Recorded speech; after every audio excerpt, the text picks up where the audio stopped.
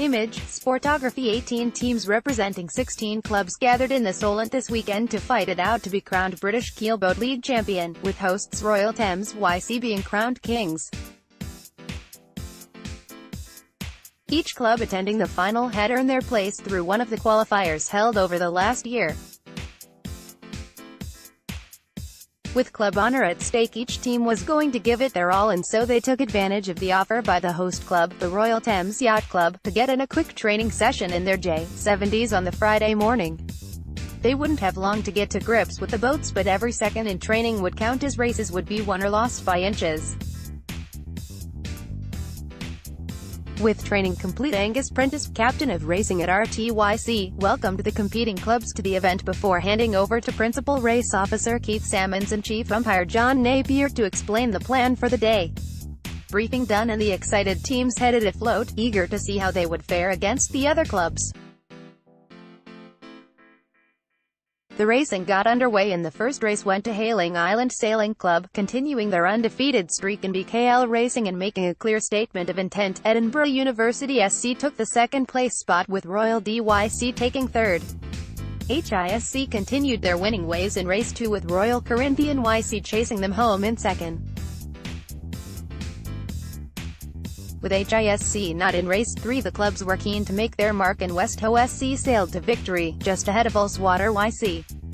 As the afternoon continued, there were wins for the Wessex Exiles, Royal Yacht Squadron, Royal Thames YC, Royal Ocean RC, Edinburgh University SC and the Royal Corinthian YC. In fact, only HISC had managed more than one win, with 3 on the scorecard at the end of the day.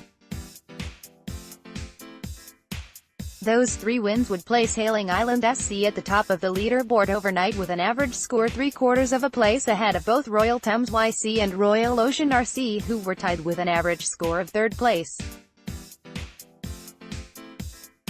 The teams came ashore and were greeted to a drinks reception by the hosts, Royal Thames YC, and lots of chats were had about where places had been won and lost. With the social engagement complete, teams headed home to work on their strategy for the next day's racing. While Friday had seen perfect conditions on the Solent, with a solid breeze and sunshine, Saturday was not keen to provide the same. The teams were towed back down to Osborne Bay to patiently wait for the forecast breeze to arrive. It took a while, but eventually enough breeze arrived for racing to get underway. Challenging would be the polite term for the conditions on the day. With building tide and patchy breeze, it was hard to stay at the front, and place changes were common throughout. By the end of the day, Keith and his team had squeezed in an impressive 11 races. Both Royal Thames YC teams had made the best of the conditions, with 3 wins each. Ullswater YC had managed 2 wins in the tricky conditions, with Royal Ocean RC, Royal DYC and Edinburgh University SC taking the other race wins.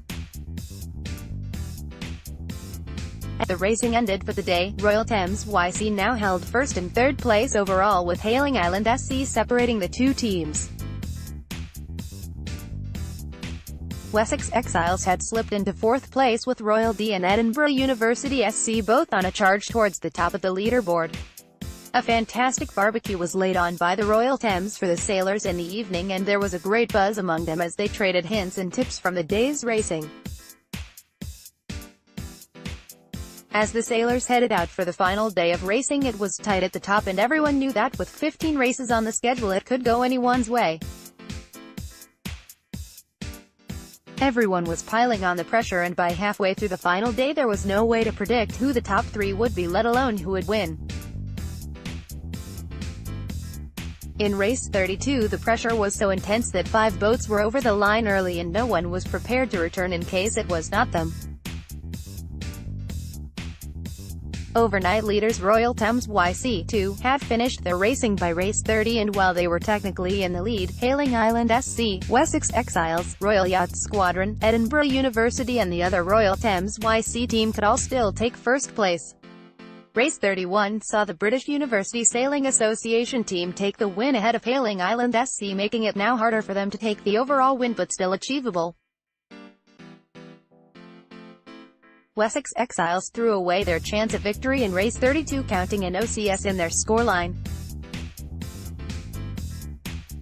A sixth place in race 33 meant that Royal Thames YC 1 could no longer beat their fellow club team or the Wessex Exiles, and with Hailing Island SC taking third in the same race, they were now also ahead of the RTYC 1 team, and victory was assured for RTYC 2. A second place in race 35 for the Royal Yacht Squadron meant even if they won race 36 they could no longer finish better than fifth. They did go on to win the final race. With the final race complete, Royal Thames YC 2 had taken the win 3 points ahead of second place. Second place had to be decided on a tie-break of who had the most second places. Both teams had equal wins, with the Wessex Exiles coming out on top over Hailing Island SC. Another tie was broken to confirm Royal Thames YC 1 in fourth place ahead of the Royal Yacht Squadron. Final order of the day was for a quick pack-up at Shepherd's Wharf Marina and prize-giving, where Royal Thames Yacht Club, where Angus Prentice applauded all of the clubs who had taken part in the event, as it was they who made it the success that it was. Prizes were once again generously donated by British Keelboat League sponsors Bainbridge International, Selden Mast and Bank Sales. The winning team from the Royal Thames Yacht Club of Henry Arnold, Ed Bayliss, Nick Cooney and Matt Mosley also lifted the Theodore Pym Trophy. After the prize-giving, winning skipper Arnold said, "It was classic British conditions, tide, light winds, strong winds, and in the end every team found themselves at the front and back at some point. It came down to minimizing mistakes and somehow we managed to do that. Saturday was particularly tough, but Keith and the team did a great job running fair races in the conditions, and I think we all kept the umpires entertained. We would really like to thank all the clubs that hosted events throughout the year and the RIA for all support they have provided. We look forward to next year and really hope to see more clubs joining the league."